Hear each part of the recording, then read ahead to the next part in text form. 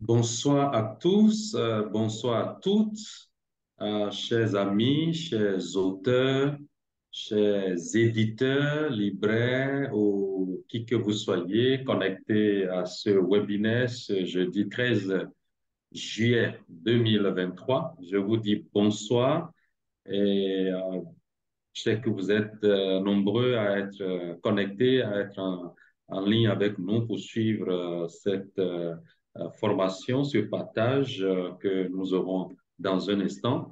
C'est un réel plaisir pour moi, Georges Laté, c'est mon nom, de modérer ce webinaire de cet après-midi. Je suis en compagnie d'un grand serviteur de Dieu, un amoureux de Dieu, un amoureux des livres également, quelqu'un qui a beaucoup à partager avec nous cet après-midi autour de ce thème qui vous a certainement intéressé et ce qui justifie votre inscription à ce webinaire, des complexités théologiques à la simplicité pastorale à travers la plume d'écrivain. Comment nous arrivons à passer de cette complexité théologique à la simplicité pastorale euh, avec les ouvrages, la publication d'articles, de livres. C'est de cela qu'il s'agit cet après-midi.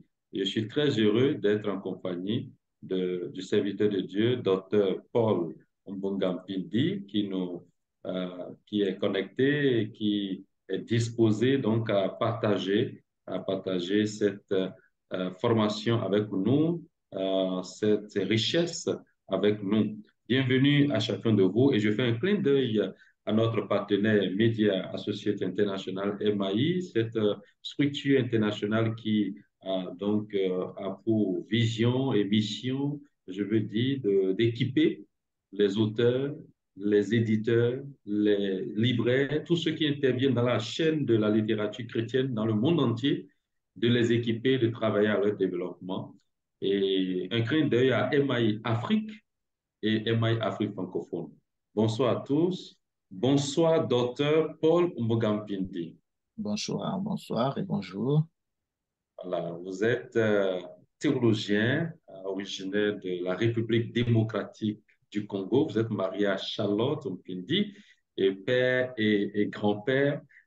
Vous résidez aux États-Unis, dans l'État de Grand Rapids. Vous êtes pasteur et très tôt, le Seigneur vous a fait la grâce de le rencontrer. Vous avez, après vos études secondaires et universitaires, vous avez étudié la théologie à la faculté de théologie évangélique de Bangui, FATEB. Vous avez poursuivi vos études théologiques aux États-Unis à Calvin Theological Seminary aux États-Unis, comme je l'ai dit, et vous êtes titulaire d'un doctorat en herméneutique et exégèse de l'Ancien Testament.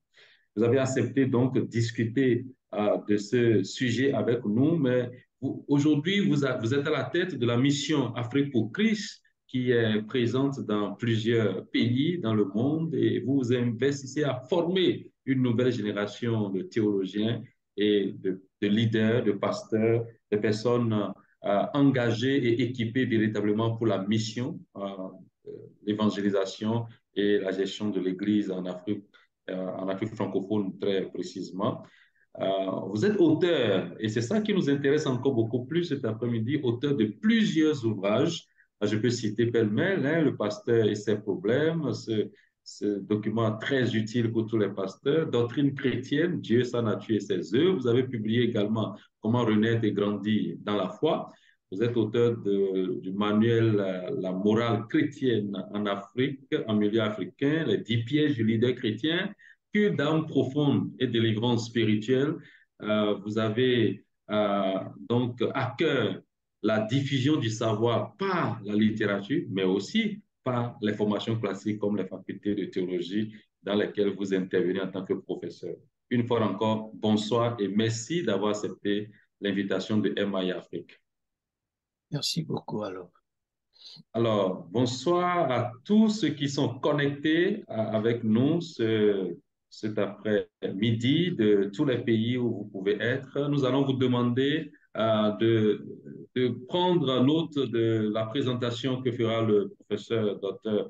Paul Mpindi. Et puis à la fin, vous aurez l'occasion de poser des questions. Et pendant la phase de questions, nous allons vous demander de laisser votre vidéo allumée pour qu'on puisse vous voir, pour qu'on puisse vous entendre et peut-être qu'on prenne une photo de famille à la fin également.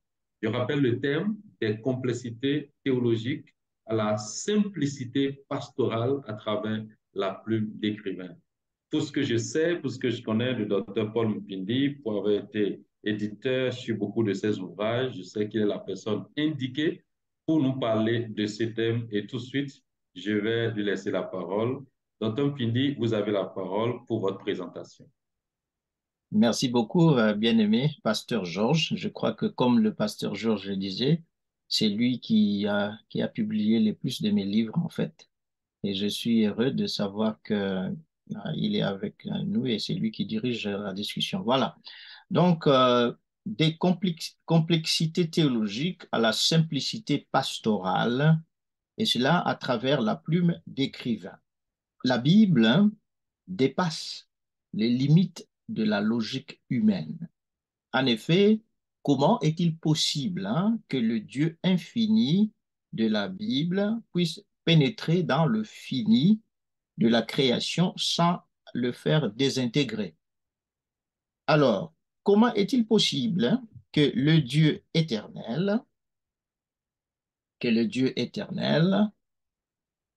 vous savez bien, qui est atemporel, bien sûr, parce qu'il est éternel, il est atemporel, ces dieux de la Bible puissent entrer dans le temps, dans la temporalité, sans la désorganiser.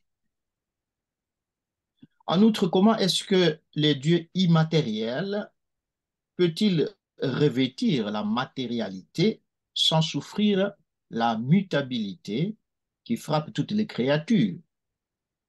C'est-à-dire, comment est-ce que le Seigneur Jésus-Christ pouvait-il être à la fois Dieu et homme?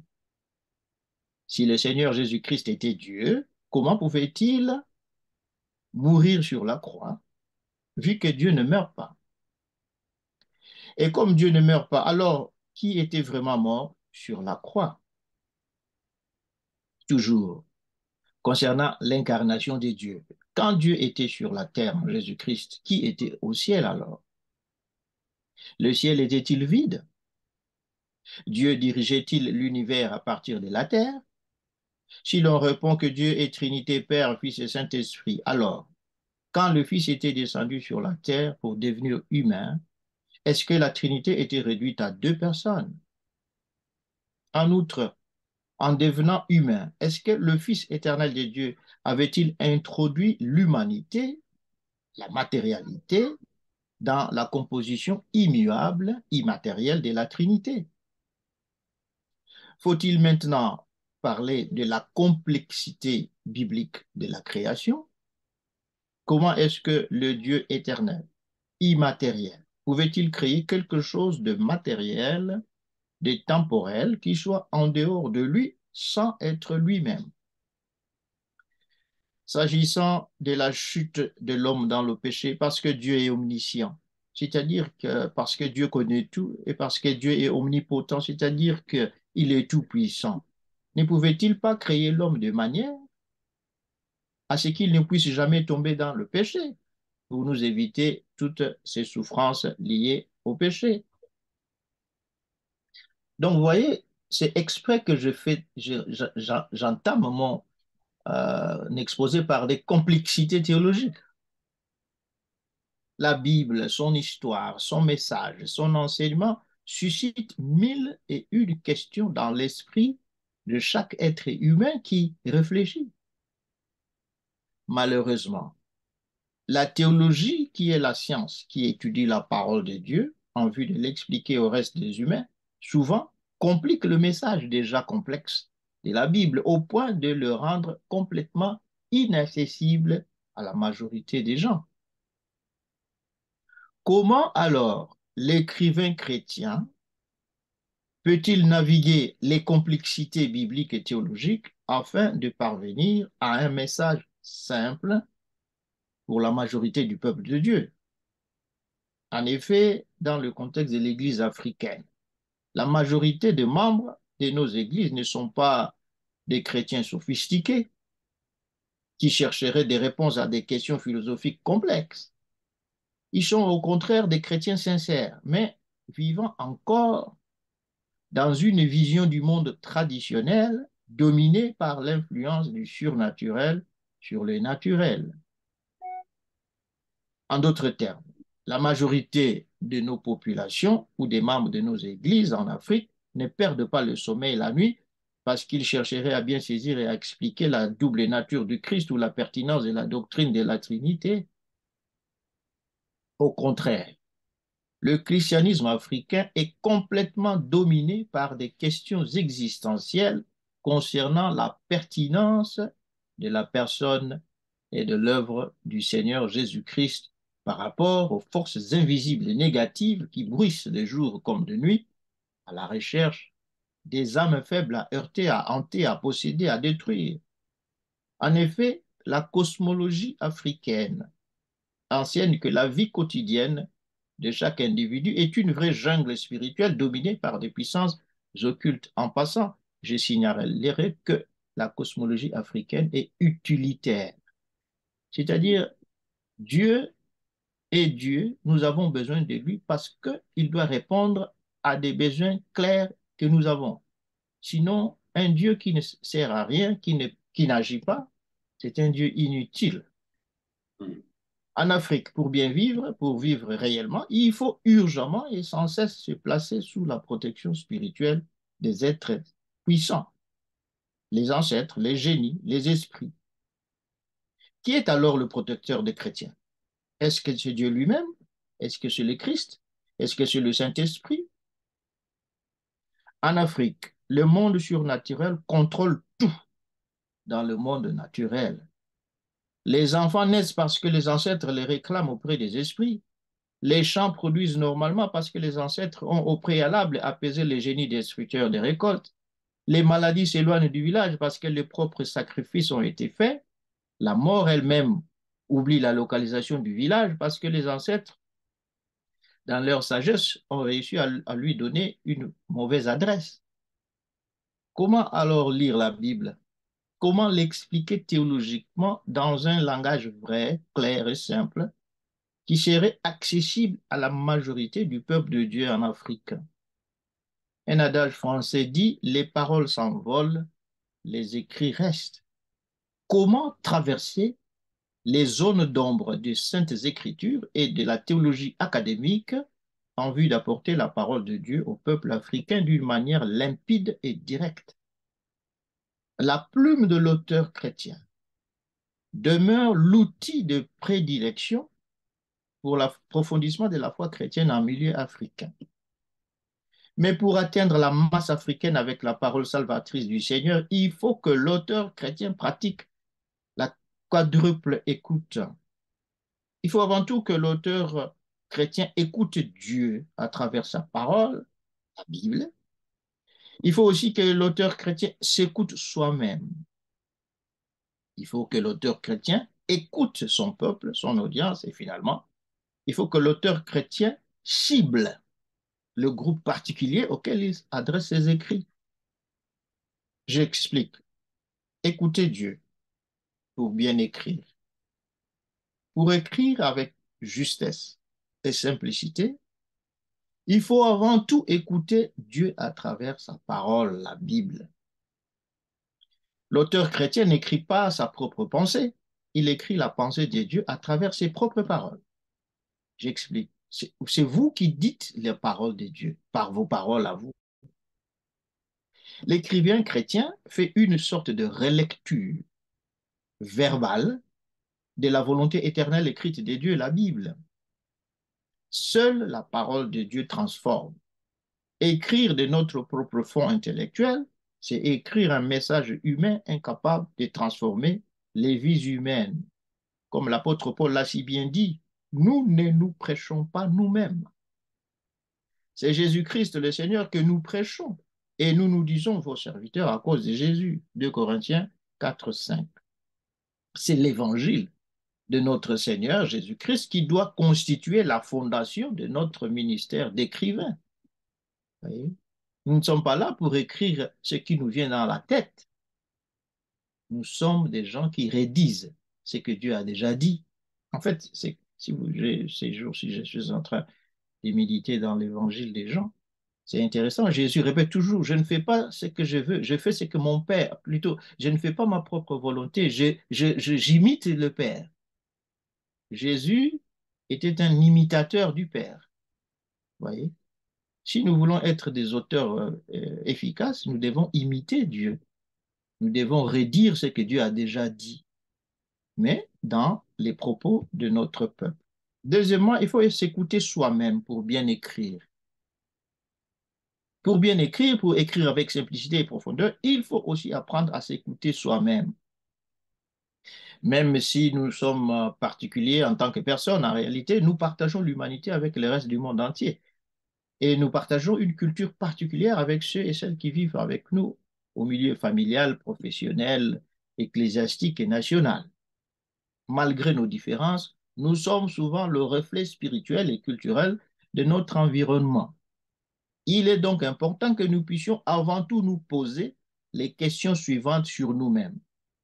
Quelles sont les aspirations profondes de mon cœur en tant que personne? Homme, mari, parent, leader, chrétien. En d'autres termes, qui suis-je aujourd'hui et qu'est-ce que je veux devenir demain? Quelles sont les sources de joie, de frustration, de peur et de peine dans ma vie? Qu'est-ce que je crains? De quoi est-ce que je peur? Quels sont mes points forts et faibles dans la vie et dans le ministère? Voyez, si nous sommes en mesure de comprendre ce que nous sommes et ce que nous voulons devenir, nous serons en mesure de dire tout haut ce que plusieurs dans notre entourage disent tout bas.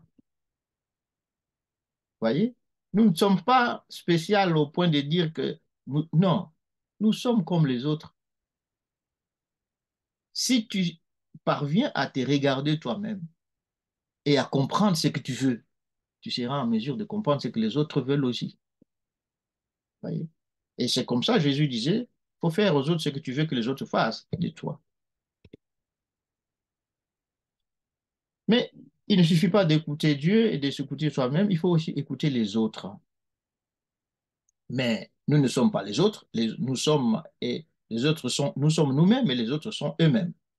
Pour bien écrire, nous devons exercer nos oreilles, notre esprit, surtout notre cœur, à écouter les aspirations profondes des autres, des membres de notre famille, de notre Église et de notre société. Quelles sont les aspirations communes de nos sociétés? Quelles sont les peurs communes que nous avons en tant que famille, Église et communauté humaine? Écouter les autres, comprendre et saisir leurs aspirations profondes nous aide à écrire d'une manière précise et efficace qui nous permet de les atteindre dans leur être profond. En Afrique, tout est lié à l'intervention des forces naturelles, plutôt surnaturelles, dans la vie et les ministères de toute personne.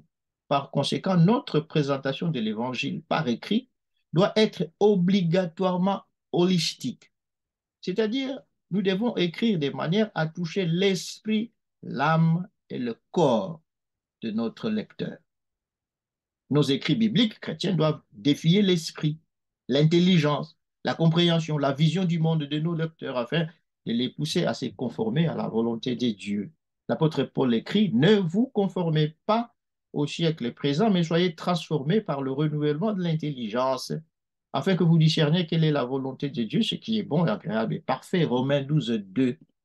Il faut écrire d'une manière qui détruise toutes les forteresses mentales érigés dans l'intelligence de nos lecteurs et lectrices, par le diable bien sûr et la société et eux-mêmes aussi. Et seul l'évangile du Christ, écrit avec science et onction, est en mesure de triompher des mensonges mentaux du diable plantés dans l'esprit humain. Nos écrits doivent aussi toucher l'âme et le corps de nos lecteurs et lectrices pour leur accorder une guérison psychosomatique réelle. Au début de son ministère, le Seigneur Jésus-Christ dit, l'Esprit du Seigneur est sur moi parce qu'il m'a oint pour annoncer une bonne nouvelle aux pauvres, il m'a envoyé pour guérir ceux qui ont les cœurs brisés, pour proclamer aux captifs la délivrance et aux aveugles le recouvrement de la vue, pour renvoyer libres les opprimés, pour publier une année de grâce du Seigneur. Luc 4, 18 à 19. Pour écrire avec simplicité, il faut écrire sur des sujets réels qui affectent la vie des autres. Le Seigneur Jésus avait bien compris que Dieu ne l'avait pas envoyé sur terre pour résoudre le problème théologique de son peuple. Au contraire, le Seigneur Jésus a compris que Dieu l'avait envoyé pour résoudre les vrais problèmes spirituels, émotionnels, physiques de son peuple. D'ailleurs, il a multiplié du pain pour les gens, hein. Il a guéri les malades. Il a ressuscité les morts. Écrire avec efficacité, c'est écrire sur des questions réelles et profondes qui affectent la totalité de la vie du peuple de Dieu dans son milieu. Et finalement, je vais terminer par cibler une audience précise. Mais écouter les autres signifie aussi cibler une audience précise. Il est impossible d'écrire à tout le monde à la fois et à tout moment. En général, nous devons avant tout identifier les personnes à qui nous voulons écrire. Identifier l'audience, c'est tenir compte au sein du même groupe des différences, des besoins des sous-groupes existants. Dans une église, il y a des jeunes, des adultes, des papas, des mamans. Il faut alors écrire d'une manière qui puisse cibler les personnes. Alors, je termine mon exposé et je vous donne ici les cas simples. Voilà. Comment naître de nouveau et grandir dans la foi. Ce livre, je l'ai écrit pour les chrétiens débutants. Ceux qui sont nouveaux dans la foi, j'ai écrit ce livre pour eux. C'est un petit livret, ce n'est pas beaucoup de choses. Voilà. Et puis, ici, c'est la doctrine chrétienne. Ça, j'ai écrit pour les théologiens parce que c'est un livre qui parle de l'aspect philosophique de la foi.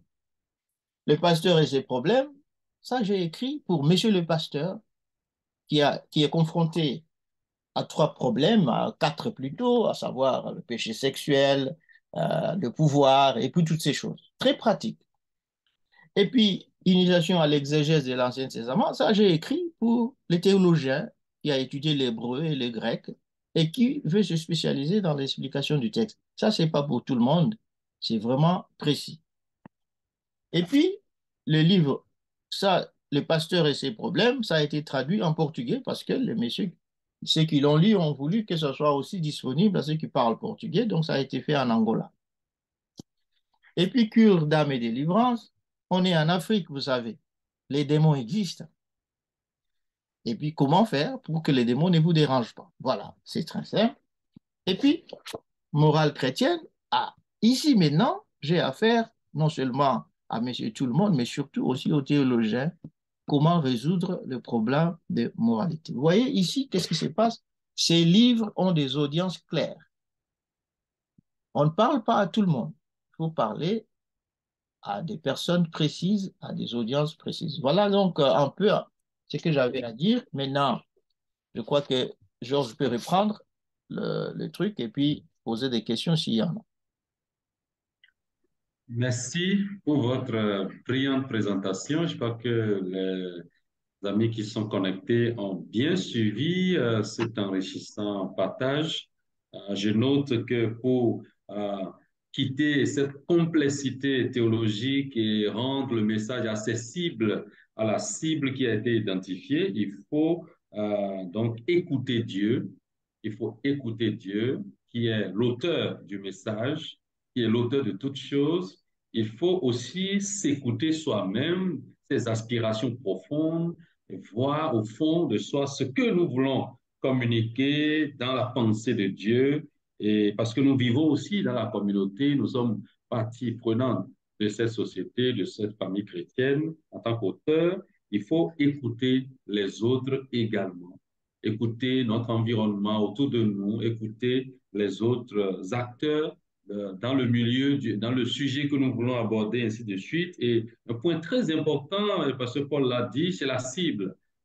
Il faut identifier sa cible pour ce livre. Son lectorat doit être clairement défini.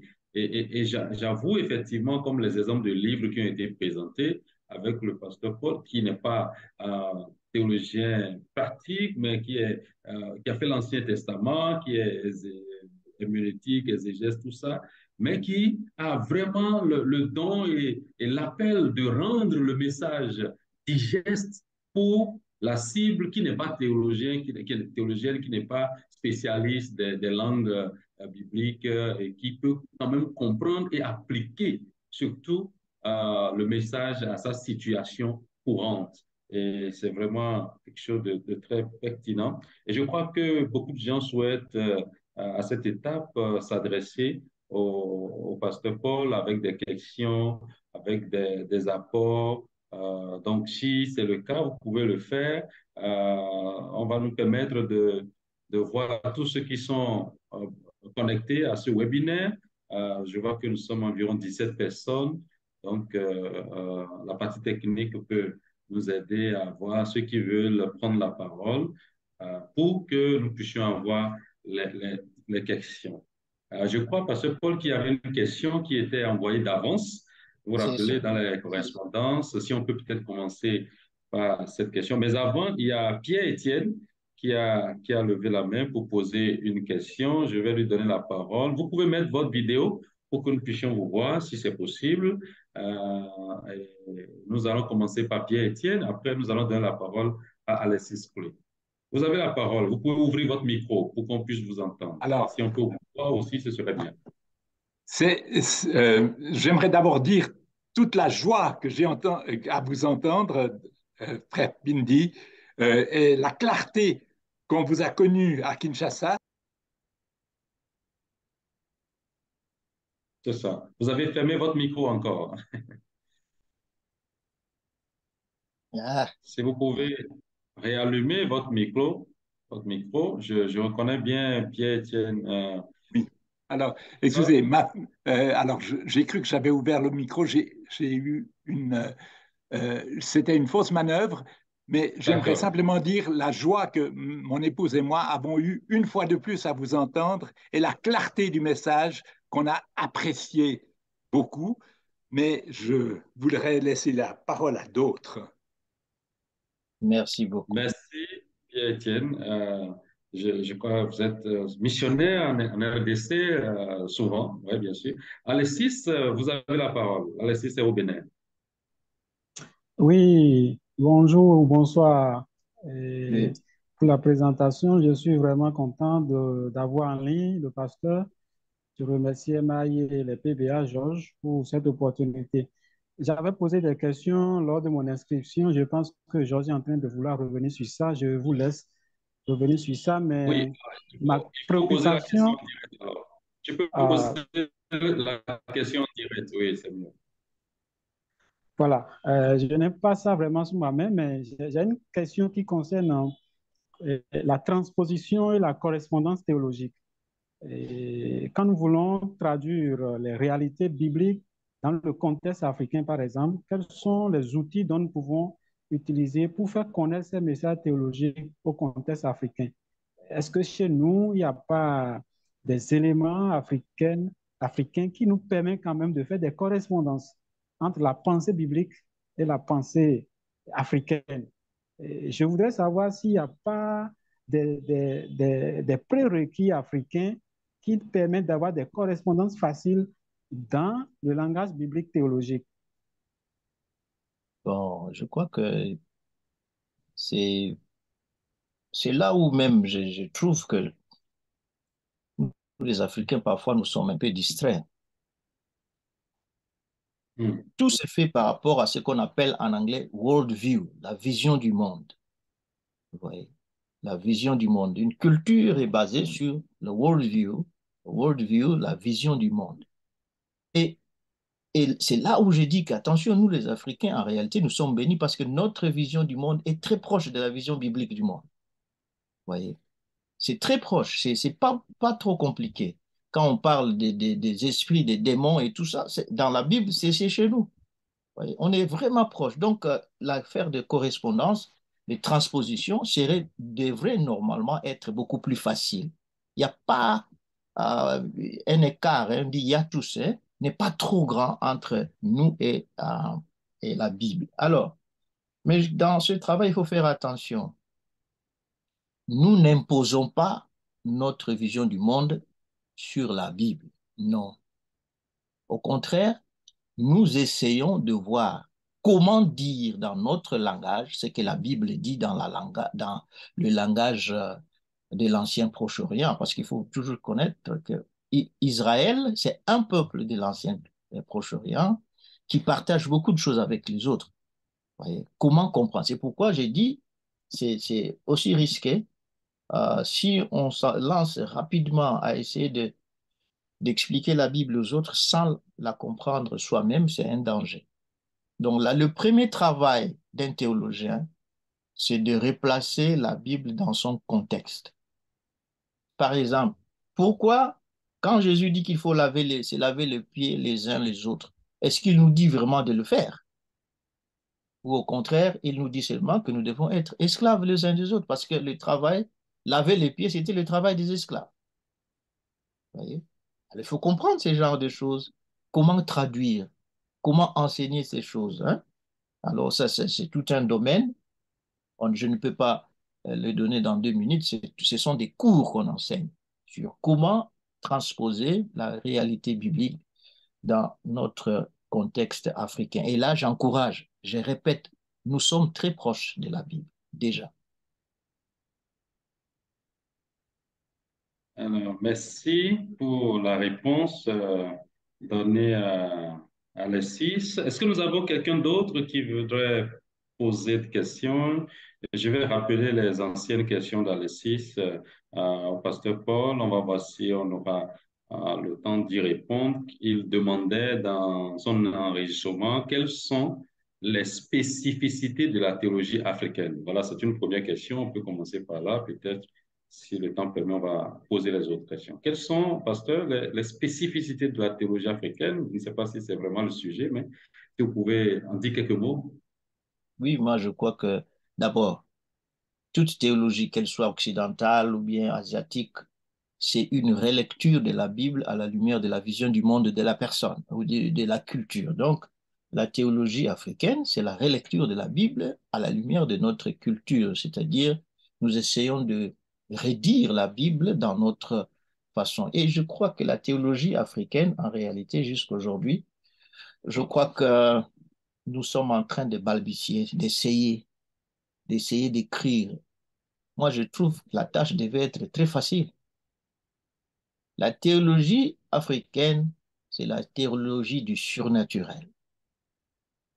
Parce que la Bible, elle est un document du surnaturel. C'est l'intervention du Dieu invisible dans le visible. C'est en fait, même pas l'intervention, c'est l'incarnation de Dieu dans le temps et dans l'espace et dans l'histoire. Donc, la théologie africaine, c'est la théologie du surnaturel. Comment les dieux de la Bible vient en fait rencontrer nos dieux à nous, et puis, excusez-moi le terme, pour les chasser et les remplacer. Et je trouve qu'il n'y a pas beaucoup de problèmes parce que la deuxième question même que je vais d'ailleurs répondre directement, est en quoi est-ce que notre Dieu africain est semblable et différent du Dieu biblique? Pas du tout. Le Dieu africain, c'est le Dieu créateur. La théologie africaine, plutôt la vision du monde africaine, n'a pas de difficulté avec le Père, ni le Saint-Esprit. La vision africaine du monde a des difficultés avec Jésus-Christ. Parce que nous n'avons pas, dans notre culture africaine, nous n'avons pas besoin d'intermédiaires parce que nous les avons déjà. Vous voyez? Le plus grand problème du christianisme africain, ce n'est pas le Père ni le Saint-Esprit. C'est le Fils, parce que le Fils vient chasser nos ancêtres. Vous voyez? Le Fils vient chasser nos ancêtres, nos génies et nos féticheurs. Parce que c'est lui qui vient, qui sert de lien maintenant entre le Père et nous. Or, nous avons déjà nos propres intermédiaires et c'est là où le syncrétisme entre. Parce que Jésus-Christ, quand il vient, il fait la tabula rasa, il enlève tout et il remplace. Et c'est d'ailleurs dans ce sens-là que je dis souvent, vous enlevez les ancêtres et vous ne remplacez personne. Vous enlevez les ancêtres, vous enlevez les féticheurs et vous les remplacez par un catéchisme intellectuel. Où est-ce que les gens vont courir quand ils auront des cauchemars la nuit? À qui vont-ils aller? Pas à un catéchisme, hein? Pas à un livre de doctrine. Il faut qu'ils aillent chez une personne et son nom, c'est Jésus. Donc, je trouve, en fait, le christianisme, la théologie africaine devait être tellement riche et forte parce que Jésus est le centre de tout. Mais malheureusement, je ne sais pas pourquoi on ne parvient pas à bien comprendre et à expliquer cela. Jésus remplace nos ancêtres parce que lui, il fait tout et plus. Et donc, il y a encore, jusqu'à aujourd'hui, j'ai lu beaucoup de théologie africaine, mais ce sont souvent des relectures de théologie d'ailleurs. Donc, nous avons encore du travail à faire, beaucoup.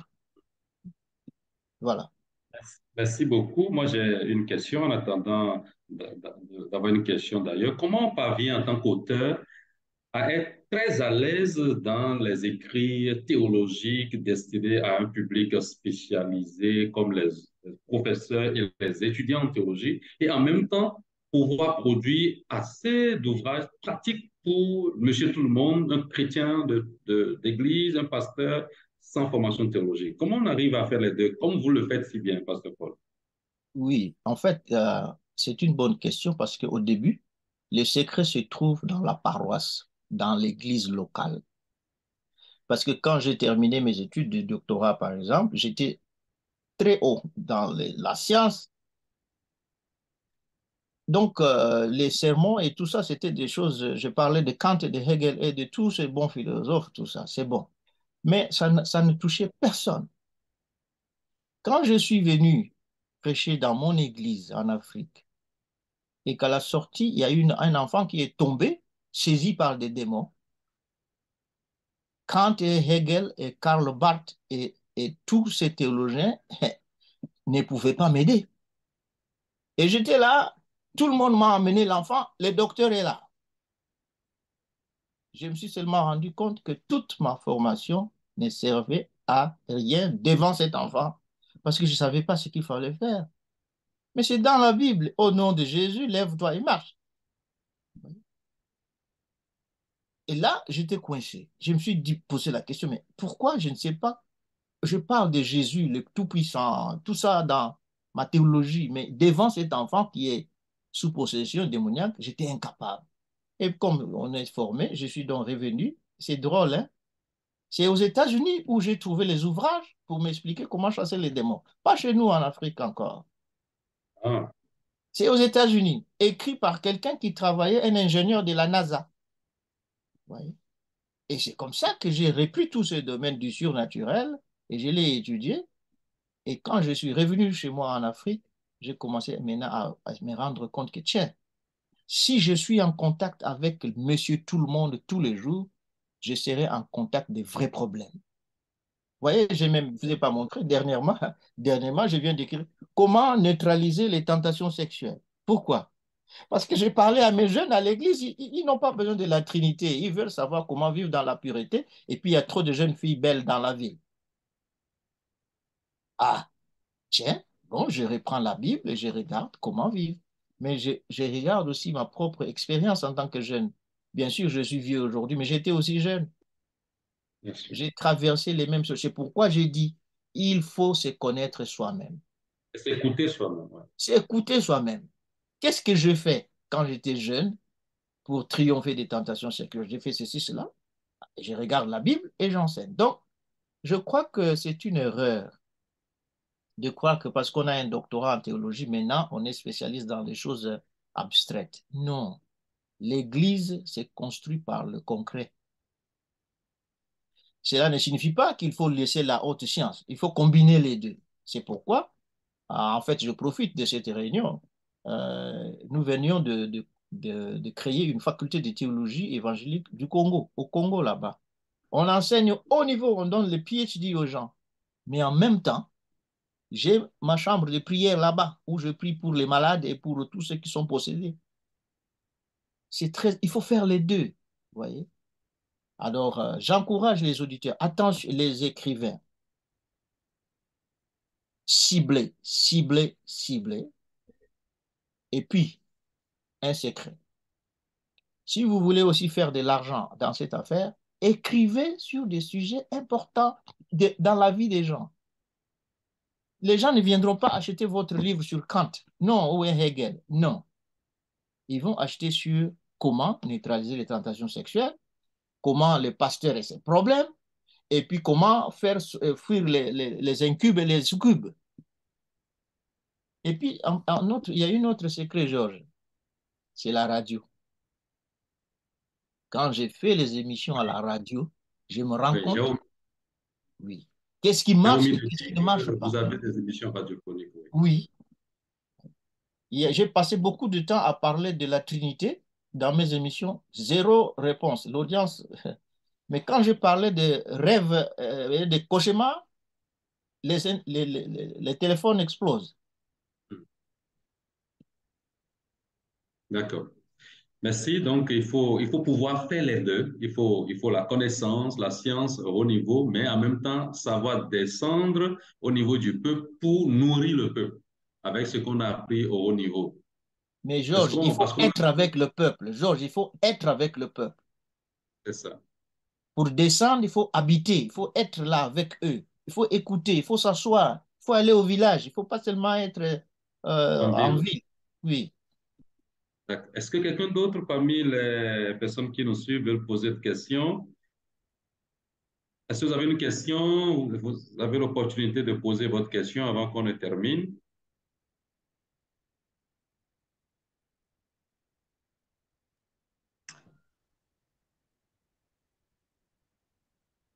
Voilà. Est-ce que vous avez des questions sur ceux qui sont en ligne, des différents pays qui sont là?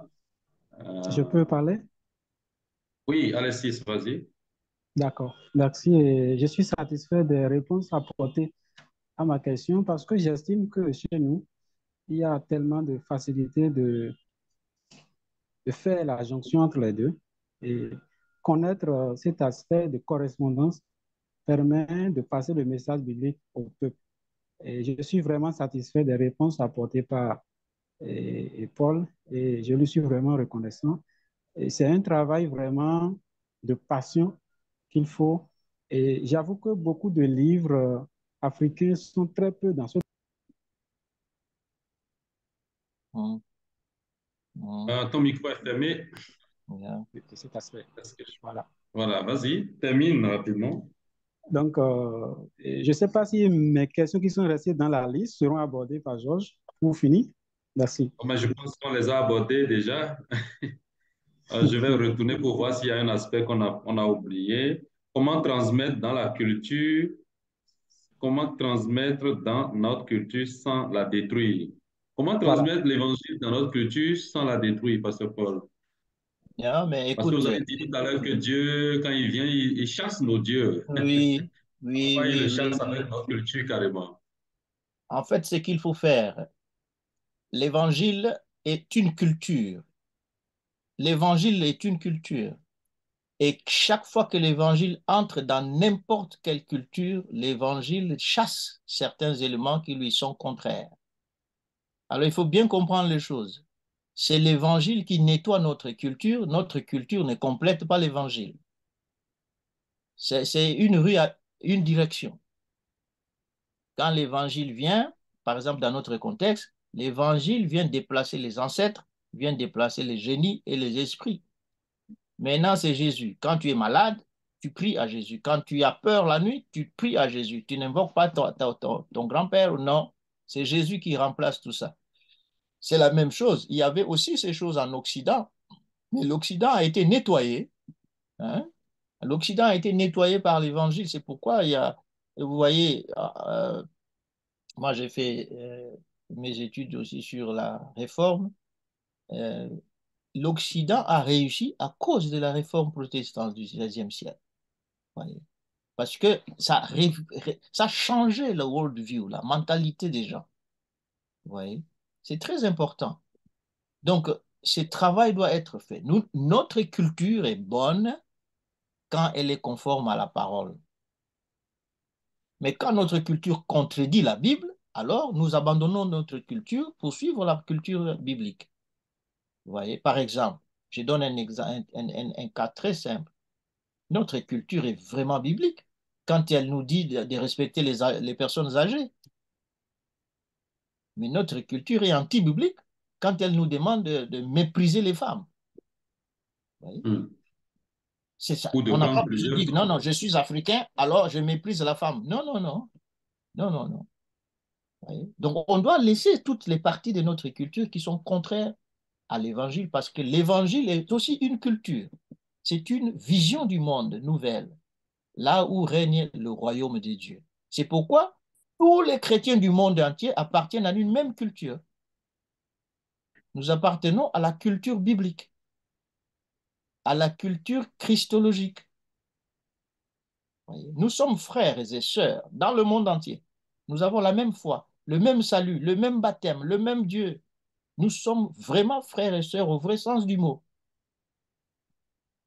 C'est Il ça. faut être fier de l'universalité de notre foi à cause de Jésus qui nous donne la nouvelle culture, la culture chrétienne. Elle n'est pas occidentale. Laissez les Blancs tranquilles, vous savez. L'évangile ne vient pas de l'Europe, l'évangile vient de la Palestine. Jésus n'était pas blanc. Jésus était un- il ressemblait plus à un arabe qu'à Carrément, un occidental. Oui, parce que souvent les gens disent non, non, non, l'évangile, ce sont les choses des blancs. Laissez les blancs tranquilles. Eux aussi ont reçu l'évangile. Ils ont eu la gentillesse de nous l'apporter. Maintenant, nous devons leur retourner la faveur en les aidant aussi, parce que l'Occident traverse une crise de choses. C'est notre temps de renvoyer l'ascenseur. C'est de les aider à d'accord. approfondir la foi. Est-ce que, Pasteur, vous avez déjà vu la nouvelle Bible, Bible d'études perspectives africaines? Oui, oui. Et puis, c'est fantastique. Il y a aussi les amis de l'autre qui ont publié BEPA. Ça, c'est très bien. Oui, Ce sont je parle de BEPA. Je parle de Voilà. BEPA. J'ai fait Il y partie a même un audit, il y a un participant qui vous demande qu'est-ce que vous pensez de la publication de cette Bible? Que pense l'orateur de la Bible d'études perspectives africaines qui vient de paraître? Oui, je rappelle que vous avez contribué à un article dans ce BEPA, n'est-ce pas? Je ne peux que dire du bien de toute manière parce que moi-même j'ai écrit dedans. Donc il y a des trucs là où je suis. J'ai participé. Et puis en outre, je suis membre du conseil d'administration de l'organisation qui a publié cette Bible. Voilà. Je l'ai même ici chez moi. Mes amis, achetez cette Bible rapidement pour Hmm. que vous puissiez avoir un outil de travail à la maison. Parce que c'est pas seulement la Bible, mais il y a aussi des commentaires là-bas. Beaucoup de choses. Très bien, C'est il une faut Bible l'avoir très dedans. riche, très riche. Et, Oui. il Merci. faut aussi profiter pour parler du bien de ce que nos amis des CPE ont produit. Non, Oui, la Bible, pas oui. CPE, l'autre là, les gens d'Abidjan, ils ont produit aussi quelque chose. La CPE, oui, la Bible d'études africaines. Oui. Ouais. Voilà. Bien Ça, avant, oui, en France. c'est très bien, il faut le faire. Merci beaucoup. Je vais voir s'il y a d'autres questions. S'il n'y en a pas, je retourne dans Oui, le... j'ai une préoccupation, si vous permettez. Oui, vas-y. D'accord, merci. Et lorsqu'on parle de l'écrivain chrétien dans le milieu africain, j'aimerais demander comment va se faire le travail de la déconstruction. Par exemple, nous sommes dans un monde de génie, des esprits. Est-ce que je peux partir des histoires de chez moi en tant que rempli de génie et d'esprit pour déconstruire dans la vision chrétienne, dans un livre? Ouais. Vous voyez, c'est une bonne question. Vous voyez, cette affaire de déconstruction, cette affaire de reader response, comme on dit en anglais, c'est la philosophie occidentale. Gadamer, et Ricoeur et tout ce monde-là. Vous voyez. Il n'y a pas de déconstruction à faire. Vous voyez.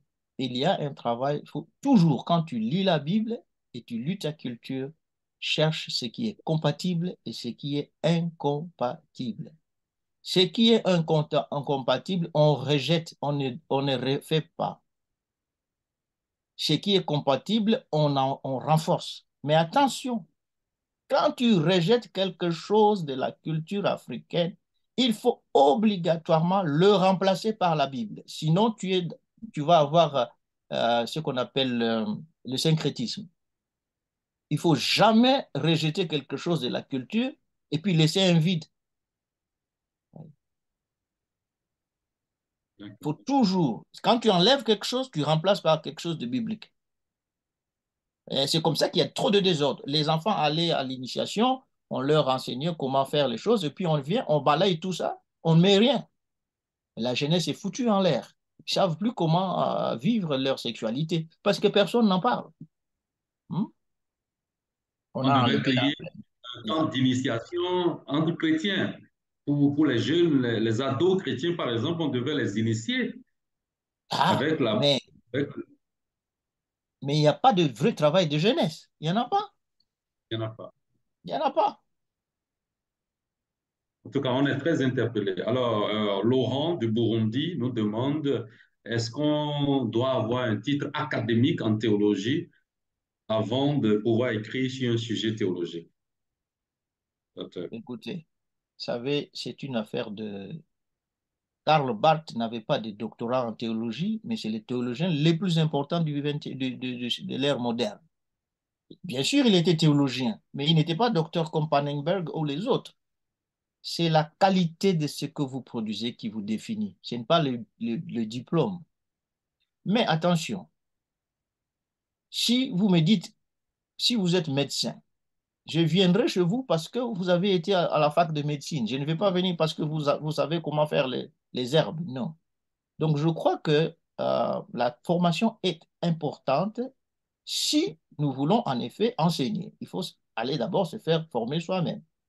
Mais autrement, si on est seulement diacre ou bien, tu vois, on est libre d'écrire ce qu'on veut écrire. Mais l'essentiel, c'est que cela soit biblique. Et puis que ça réponde à un besoin réel. J'insiste sur cette affaire. Mes amis, répondons aux vrais problèmes des gens. En Afrique, les problèmes sont utilitaires. Quand quelqu'un a des cauchemars la nuit, il faut que tu lui montres ce qu'il faut faire dans la Bible pour que les cauchemars ne reviennent plus. Mais parfois, tu n'as même pas besoin de la Bible. Il faut seulement lui dire de ne pas manger trop tard le soir. Vous voyez? Parce que tous les cauchemars ne sont pas démoniaques. Vous voyez? C'est là où il y a beaucoup. Il faut être formé soi-même pour savoir Donc, la distinguer. formation est importante, mais elle n'est pas Importante. indispensable pour écrire. Voilà. Il faut écrire. Et puis, en passant, hein, avant que je n'oublie, écrivez d'une manière simple. Écrivez d'une manière euh, comme si vous parliez. Parce que si vous ne faites pas ça, nos masses ne peuvent pas lire des choses trop compliquées. L'alphabétisme est encore très grand chez nous. Il faut écrire simple, simple, simple. Voyez? Écrire simple, c'est écrire comme si on parlait, comme je l'ai dit. Mais attention, bien sûr, il y a des règles à suivre, ça je le sais. Mais attention, ne compliquez pas les choses. Mais attention encore, les cibles, si vous écrivez pour les théologiens, compliquez les choses, ils vont vous suivre dans les complications. Mais si vous écrivez pour le monsieur de l'église, écrivez simple. Regardez, écoutez, laissez-moi une minute, juste une minute. Écoutez ce que je vais écrire sur l'affaire de comment neutraliser les tentations sexuelles. Écoutez l'introduction. Pourquoi est-ce que malgré la profondeur de notre foi et intimité avec le Seigneur, nous, hommes chrétiens sérieux, continuons encore et toujours à porter des yeux qui ne manquent pas de regarder les contours enivrants des corps féminins? Pourquoi est-ce que malgré les heures passées dans la prière profonde, nos corps masculins continuent toujours et sans faute de s'allumer devant les corps dorénavant exposés des femmes qui pullulent dans nos cités et églises? Vous voyez, c'est simple. Quand je parle de corps allumés, des contours de femmes, je peux vous garantir, tout homme va lire. Parce que les hommes regardent sous les jupes. Vous voyez? C'est pas compliqué. Vous voyez? Il faut écrire bien, mais toucher C'est simple. simple. Hmm. Merci beaucoup. Il y a d'autres questions qui viennent et on va prêter à ces questions. Par rapport à la culture et la science, on parlait d'Afrique tout à l'heure. Si par exemple en Afrique, on dit que quelqu'un a le pouvoir de disparaître ou de voyager sans moyen de déplacement, on le traite de sorcier ou bien on dit que ça, ce n'est pas bon, c'est diabolique. Mais quand la science nous permet de voyager rapidement d'un point à l'autre, on trouve que ça, c'est la science. Mais l'Africain dit, bon, au lieu de monter dans un avion, moi, je peux disparaître et me retrouver à Paris sans prendre un billet d'avion. On dit, mais que ça, c'est diabolique. Alors, Voilà. comment on fait? La différence se trouve dans l'ésotérisme. L'ésotérisme, c'est ce qui est caché. La science se fait à découvert. La science se fait à découvert. Qu'est-ce qui est scientifique? C'est tout ce qui est basé sur un objet, et c'est tout ce qui est basé sur une méthode, et c'est sur tout ce qui est reproduit. How do you say that? Comment tu sais ça? Tout ce qui Je se peux l'expliquer. reproduit. Oui, c'est-à-dire la loi de la pesanteur, la loi de l'aérodynamique, tu peux reproduire. Va seulement, demande les formules, comment on fabrique les avions, tu reviens chez toi en Afrique, tu fabriques les avions. Cette affaire de voyager à Paris la nuit sur un balai, le truc, ce n'est pas scientifique, c'est de la sorcellerie. Vous voyez? Non, ce n'est pas culturel non plus. Oui, ce On n'est peut pas. pas valoriser ça. On ne peut pas développer ça pour qu'on cesse de détruire l'environnement par Mais faute. le problème, c'est quoi? Le problème, c'est quoi? Ce n'est pas une science, c'est une science occulte. Et si on transforme ça en une science? Et ça ne se transforme pas parce que c'est diabolique et le diable n'est pas là pour t'aider. C'est ça. La science des Blancs, elle est science parce qu'elle est à la disposition de tout le monde. Et puis, la science n'est pas la science des Blancs, c'est la science de tout le monde. On construit sur les découvertes des autres. Vous voyez? Nous voulons que nos enfants aussi fabriquent des fusées, des avions et tout. Et j'insiste sur ça, hein. L'Afrique n'est pas en retard parce qu'on est pauvre. Non. Nous sommes en retard parce que nous ne voulons pas essayer. Or, pour Georges la est là science, il faut essayer avec plusieurs fois. PPA et tout ça, mais Georges, il faut qu'il y ait des Africains qui viennent chez toi avec 10 milliards de dollars et disent que j'investis. Tu vas voir comment tu vas te développer trop vite, très vite. Hmm. Mais c'est pourquoi moi j'ai dit, et je le répète, tous mes livres, c'est en Afrique qu'on va imprimer, pas en Occident, jamais. Ouais. Nous devons développer l'esprit scientifique, l'esprit cartésien n'est pas mauvais. C'est le refus du surnaturel qui est mauvais. Mais réfléchir, le cerveau que nous utilisons, Dieu nous l'a donné, il faut l'utiliser. Donc, non à l'ésotérisme, non à la sorcellerie, il faut oui à la science. D'accord. Alors, on va évoluer rapidement vers la fin. Il y a Tim Wesh qui revient sur l'épineuse question de bon écrivain, bon lecteur. Je suppose que vous confirmez. Encore répétez, s'il vous plaît. Il faut être un bon lecteur auparavant pour être un bon écrivain, n'est-ce pas? Oui, oui, oui, oui, oui, oui. En fait, je crois que pour être un bon écrivain, oui, il faut lire, il faut beaucoup lire. Pourquoi? C'est ça. C'est en lisant les livres des autres que tu te rends compte que je ne peux jamais écrire comme ça. Même chose, pour être un bon prédicateur, il faut écouter les prédicateurs. Quand on dit non, non, Hmm. celui-là fait dormir les gens, quand je vais parler autrement. Vous voyez? C'est la même chose. Je D'accord. vois les livres des Africains, ils commencent à... Définition. Comment neutraliser, c'est le faire de... Je ne lis jamais de telles choses. Non, non. Il faut entrer dans la vie de quelqu'un. Il faut aller droit. Il faut aller... Donc, et lisez les livres des gens. Très important. Très important. Parce que, deuxième raison, quand tu lis, tu te formes aussi. Bien sûr, Et puis, tu peux redire mieux ce que l'autre n'a pas bien dit. c'est super. En tout cas, nous encourageons tous nos auteurs à être de très bons lecteurs. Alors, nous arrivons à la fin. Quel sera votre mot de conseil pour tous ceux qui ont suivi ce webinaire, Dr. Paul? Il faut écrire. Ne restez pas là-bas à attendre que vous soyez spécialiste. Il faut écrire. Et puis, écrivez sur un sujet qui vous tient, vous, à cœur et vous pensez que d'autres aussi euh, vont aimer. Mais ensuite, s'il vous plaît, il y a urgence. Il y a urgence, surtout en théologie. Parce que je me rends compte que presque 90% des livres que nous lisons en théologie viennent de l'Occident. Alors, s'il vous plaît, si vous êtes théologien, si vous êtes là, vous êtes théologien, je vous demande, s'il vous plaît, prenez le temps, commencez à écrire sur des vrais problèmes. Le mariage, le divorce, la sexualité, euh, les possessions démoniaques. Et puis, toutes ces choses. Écrivez dessus. Allez voir Georges, il vous trouvera un moyen pour vous publier, s'il vous plaît. Merci.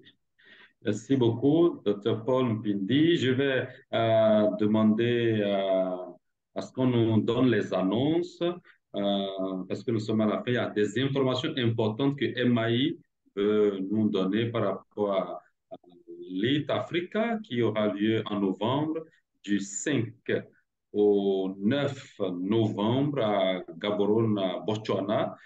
Donc, les inscriptions sont déjà ouvertes et nous vous invitons à vous inscrire pour participer à cette conférence qui va réunir les auteurs, les Africains, les auteurs, les libraires, les éditeurs, les distributeurs, tous ceux qui travaillent dans la chaîne de la littérature et plus les pasteurs à Botswana du 5 au 9 novembre. Ce sera la deuxième édition de l'Eat Africa. Nous avons eu la première conférence à Accra en 2019 et puis maintenant nous serons à Botswana en fin d'année 2023, 5 au 9 novembre. Maintenant, Lead World.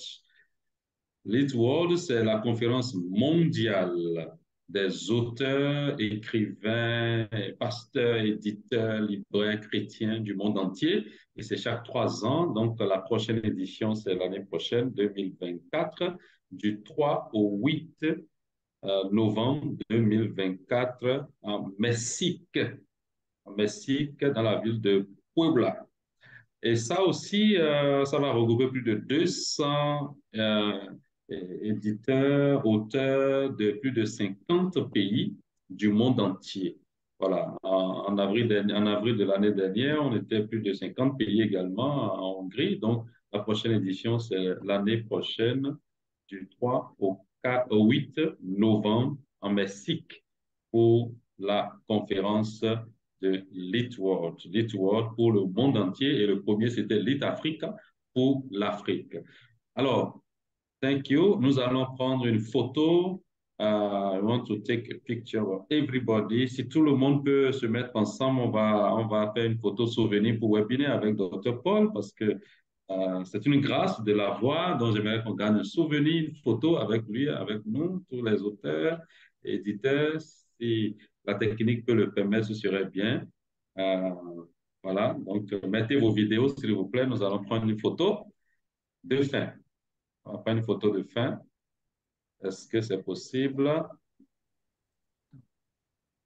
Est-ce qu'on peut mettre les vidéos? Est-ce que vous êtes avec nous ou pas? On ne comprend pas comment. Oui, Ramon va prendre la photo. Ramon Rocha est avec nous, il va prendre la photo. Donc, est-ce qu'on peut tous se mettre dans le groupe? Mais je ne sais pas comment se met. Oui, Pierre, Étienne, est-ce que vous pouvez mettre votre vidéo, votre photo, votre vidéo ou On quelque ne voit pas chose? de vidéo. On Ah, on ne ne voit pas vous de la voit pas. vidéo. Ah, d'accord. C'est pas grave alors. Il y a beaucoup d'autres personnes hein, qui sont connectées. On est 13 actuellement, donc je ne vois pas les autres. Pasteur Laveni Applaudant du Togo, Saint-Tiche Semporé, peut-être du Burkina Faso, Célimène Bada du Bénin. Je vois les 6 du Bénin également. Pasteur Anatole Banga qui avait quelques occupations. Est-ce qu'il est toujours avec nous? Laurent Karugera du Burundi. Euh, Voilà, donc je vais demander à Ramon de prendre la photo avec ceux qui sont là et puis on se sera. Mais Il n'y a pas de micro. il n'y a pas. Ah, si vous. Ramon, can you open the line of everybody to enter in this platform with video? Yes, I think I that you open. Okay, thank you. yeah. Non? But George, don't forget to pray before we go, okay? Okay, thank you. We'll do Africa it. to pray, so we just told you. Yeah, right, yeah. OK, Yeah, voilà. no, Nous nice to see. voyons nos Wow. amis Yes. Pierre Etienne et Oh, yes. My brother Pfizer, yes, nice to meet you again. Yeah, and I see brother Wealth here too. Welsh. Yeah. Et puis les Ok. frères Alexis Clouet, Laurent, et Alexis puis Clé. beaucoup, Oui. oui. Oh, Bonjour, Laurent c'est est Alexis. là. ah. Alexis, cherche-moi quand je viens au Bénin, OK? D'accord. C'est promis, je le ferai. Est-ce que les autres peuvent mettre aussi leur vidéo pour la photo? On veut prendre la photo, s'il vous plaît. Et puis après, on va prier. Okay. Voilà, Ramon? Yeah, Yes. So good. 1, 2, 3. Okay. One more. Yeah. Thank you. 3. One more. Okay. Merci beaucoup. One more. Senata is here. Ramon, we want to pray before ends. You pray in French. Yes. Yeah, in French. Yeah. Je vais demander à notre ami Tim de prier pour terminer. D'accord, nous allons prier. Seigneur notre Dieu, nous voulons te dire merci pour ces moments passés ensemble. Merci pour cet riche enseignement. Et Seigneur, nous voulons te prier que tu nous aides à mettre ce que nous avons appris en pratique. Seigneur, merci pour ces encouragements. Merci pour ces rappels aussi d'être afin de vraiment faire partie d'une église locale, de viser ce que nous vivons pratiquement, de cibler une audience, Seigneur, et de beaucoup lire. Seigneur, nous voulons te dire merci pour chacun qui a participé. Nous prions que tu bénisses leurs efforts dans ce domaine de rédaction et de livres. Et Seigneur, nous voulons te prier pour l'Église en Afrique, que tu l'aides à continuer à avancer, à avoir un impact sur le monde entier. Merci Seigneur pour tout ce que tu es en train de faire en Afrique en ce moment. Nous te bénissons au nom de Jésus. Amen. Amen. Amen. Amen. Oh, salutations à nos amis Ok. Pierre et sa dame, Hi, sister, Ramon. vraiment. Yes. Oui. Good to see Merci, you. merci Yeah. beaucoup. Est-ce que le papier pourra être Oui, oui. disponible? Oui. Oui, pour tout le monde. Le fichier est là, oui. Merci beaucoup. Merci beaucoup. Merci. See you. Merci à tous. À la Au revoir. Au revoir.